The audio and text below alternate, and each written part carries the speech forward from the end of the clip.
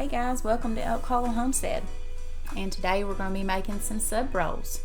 My boys decided that they wanted hot ham and cheese hoagies for dinner, so that's what we're going to make.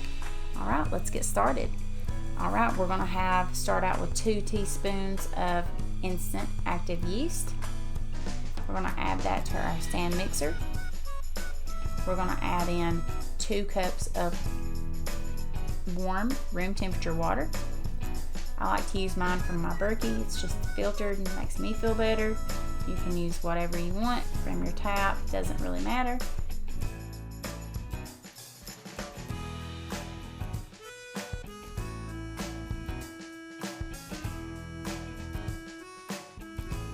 And once we add that, we're going to go ahead and we're going to add in 1/4 cup of honey. Now honey, I like to use fresh honey from a man that goes to church with us. We buy it from him, but I was out. So we're going to just use what we have on hand, and it was just some raw unfiltered honey from the store, which is fine. So go ahead and add 1/4 cup of it in.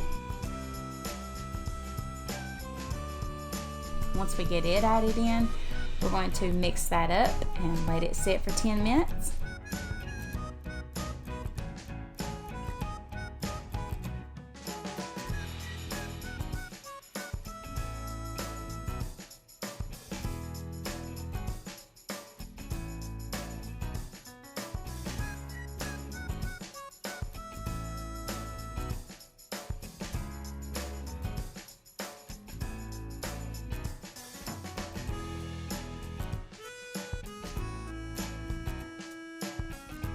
Once it is set for 10 minutes, it should look nice and frothy and foamy. That means our yeast is activated and it is ready to go.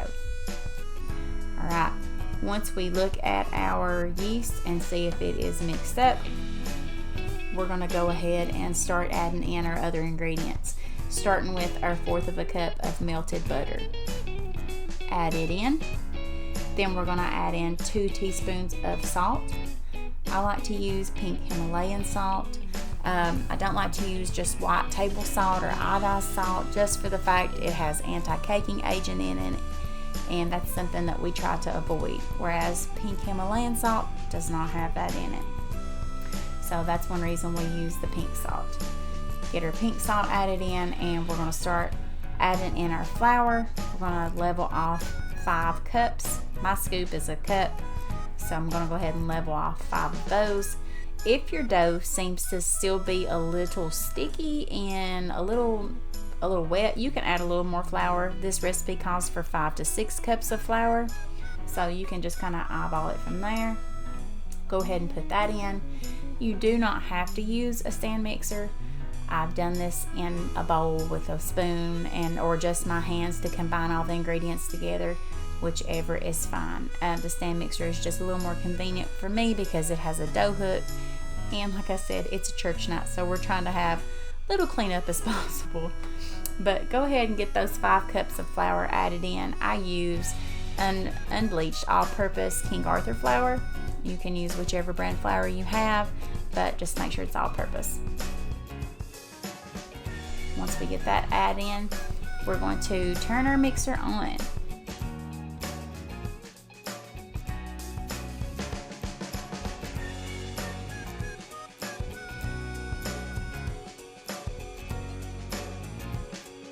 Now, when we look at our dough, it's going to look a little shaggy at first, which is fine. That's what we want it to look like.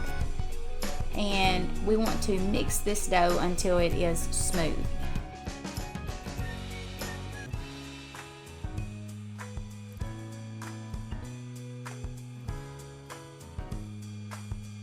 But beware, your mixer may or may not start to jump up off the counter.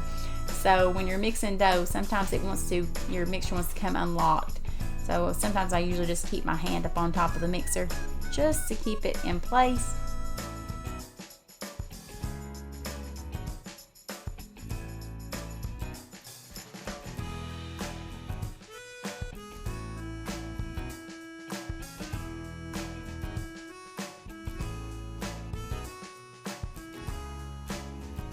Let's let that knead until it's nice and smooth. And once it's nice and smooth, Let's go ahead and get us a clean kitchen cloth and cover it up and let it rest and sit for an hour. In that hour, it should double in size and be domed. All right, now here's the fun part that my boys love to do.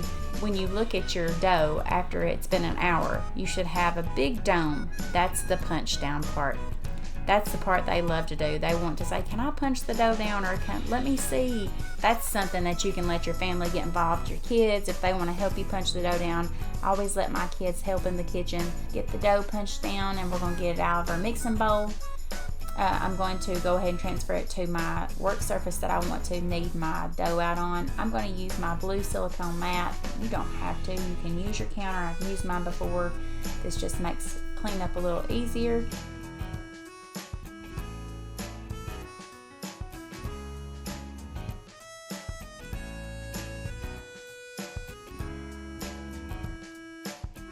Go ahead and flour my surface.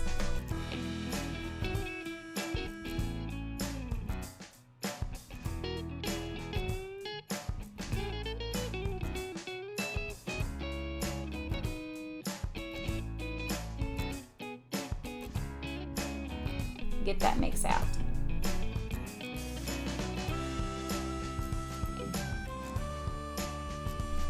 All right, we're going to start kneading.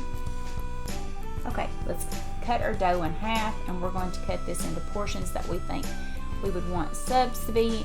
We're going to cut this into pieces. I'm not really sure how many buns this is going to make. This is the first time I've made this recipe. So let's go ahead and get our pieces cut out and start trying to get them shaped into buns.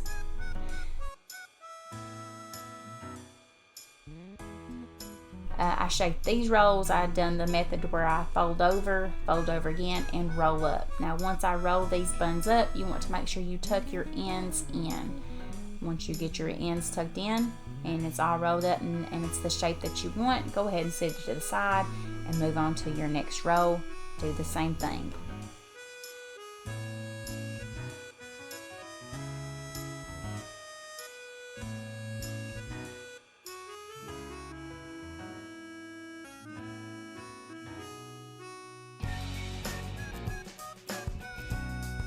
Now, once we have these shaped and they're all rolled out in the size that we want, after we get these shaped, we're going to let them set and rise for an hour. We're going to go ahead and preheat our oven to 360.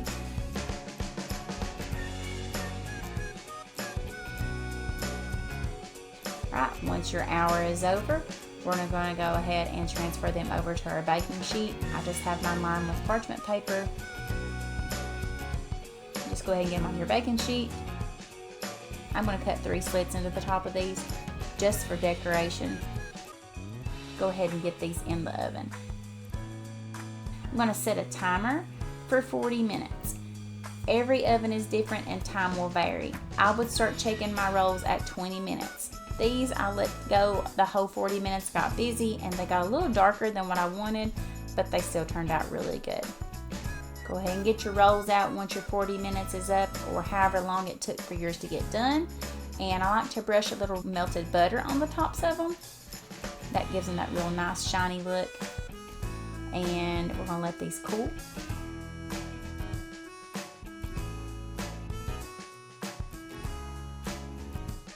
Now, once that they're cool, we're gonna go ahead and cut one open and see what the inside looks like. Perfect.